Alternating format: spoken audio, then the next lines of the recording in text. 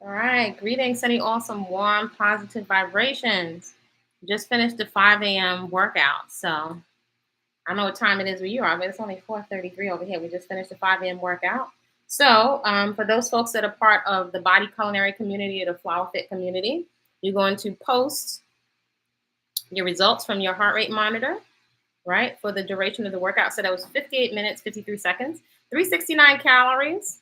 Not bad, but it's not just about the calories, right? You're also taking a screenshot of the graph that's there so I can see your intensity. That allows me to give you more coaching. So it's the post workout. We're up early in the day, and that always is a time for a fresh, renewed perspective, right? Nothing like the hours between 4 a.m. and 6 a.m. I'm an early riser for a reason because I like to do it works. Getting up early in the morning works. There's nothing like it that changes your mood consistently. And my hair is wet from the sweat. I don't have any oil on my locks, so it will evaporate quickly with no scent. But in any event, I often think in the early mornings, I'm like, why won't we take care of ourselves?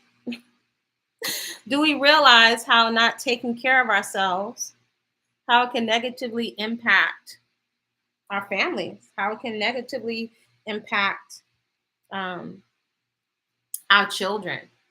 Have we ever considered, well, we're doing it for ourselves, but we're also impacting the lives around us. Have we ever considered as mothers, right, that want to have children, want to have babies, what does it do, even if they're not, articulate with an expansive vocabulary? What does it do to our children when they see us unhealthy? And children are pretty unfiltered.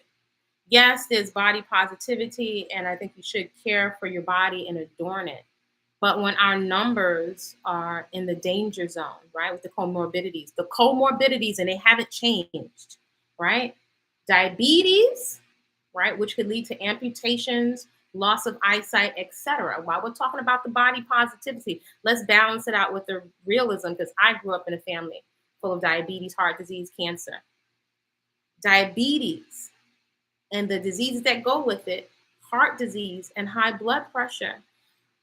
I often wonder why is this not being spoken about at the same time as body positivity.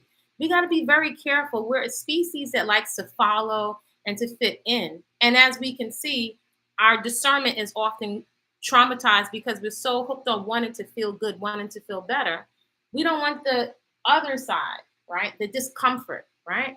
But there's a big difference between the discomfort of a movement practice or a workout and working on yourself, the challenge, right? That will give you some solid self-esteem. Big difference between that discomfort and the discomfort of now the doctor's telling you that you have to take medications, or if you don't lose weight, we'll have to do surgery, or we might have to take a body part. Two different types of discomfort. Yet it's so interesting that popular culture for profit, one woman's perspective in the industry of food and fitness for over 3 decades, that we are encouraged to vices. And this is my perspective, right? It's so enjoyable, all these vices, but they weaken us.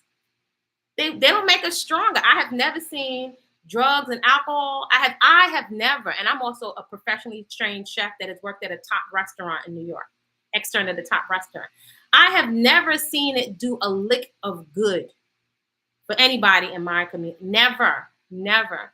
And when you're a person or persons who have experienced CPTSD or PTSD or trauma, and you're looking for an escape and a chemical escape or something, some kind of chemical hit to calm your mood or take the edge off or make you feel better, that's a setup.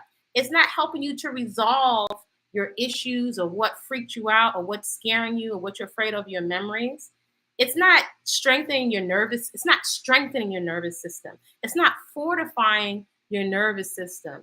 And this is so concerning because it's not a lot of discernment. So we quickly reach for the thing to make us feel better, but it's not long-term thinking. It doesn't fortify your mental resilience, your mental toughness, your ability to be able to push through when things don't go your way or when there's disappointment. These vices, they weaken us. So am I a person that never enjoys good food? No, I'm not saying that because I love good food. But I can tell the difference when I'm being manipulated, even if I'm being manipulated by my own ego, that part of my mental processing that wants to feel good, but at the expense of my health and my vitality. And that's a no-go, because where does that end up? Type 3 diabetes is the extension of type 2. Type 3 is dementia. Too much sugar, too much energy, too much fuel, too much candy, too much glucose inside the bloodstream. It's interesting. You go to other parts of YouTube and people are doing all this blood sugar testing. But if you're eating even too much food, even if it's from the health food store, and snackies and candies, there's no nutrition in it. And most of us are not ultra marathon runners. There's no nutrition in it. It's a twisted kind of game. It's a twisted, human beings. What we do for comfort, well, a lot of the solutions being offered to us and advised to us give us more problems. The solutions are giving us more problems than the original problem. And I say that's a no-go. So we're moving for so many more reasons than a certain look. If you're only going for a look, and I'm just saying, after 30 years in the industry, it's likely not going to last.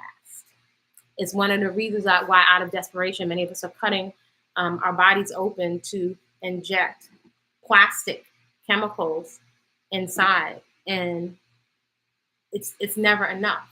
So something is missing. Something is not being processed. Something is not being addressed. As much as we can come online, we should figure out by now, just because you can say the words doesn't make it so. Because you love yourself, but in your quiet moments when you turn off your screens, if we're doing things to our bodies that are damaging and love are not the same.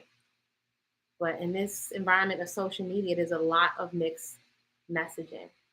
So, are you able to engage in what is uncomfortable for long-term thinking, for health, for vitality, for mental resilience, for mental toughness, for the ability to problem solve? Maybe not all the time, but are you fortifying yourself? Are you cultivating those invisible muscles, right? The mental, emotional muscles that help you deal with the challenges that are coming down the pipeline. Let me know what you think in the comments respectfully, and please feel free to share in the Flower Fit community or Body Culinary community your results from your heart rate monitor, because the tangible results, put some numbers on it. And it's a bigger game than numbers, but the numbers is one measurement of whether or not your integrity, whether or not you are consistent in your efforts to make change. The physical is a symptom, but you're training your mind just as much as your body. Create a great day on purpose. Like, comment respectfully, share, and come along on the journey of whole living foods and fitness with Body Culinary on all social media. See you soon.